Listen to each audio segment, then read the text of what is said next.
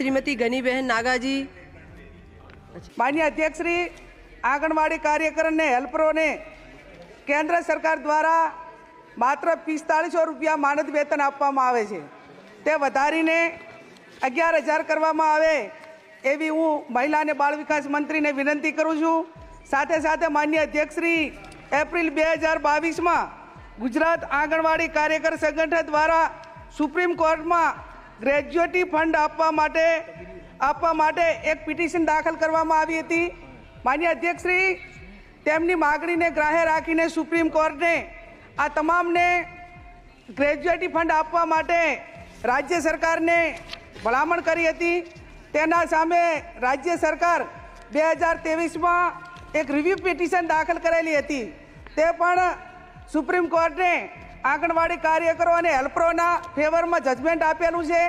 तो आ तमाम आंगणवाड़ी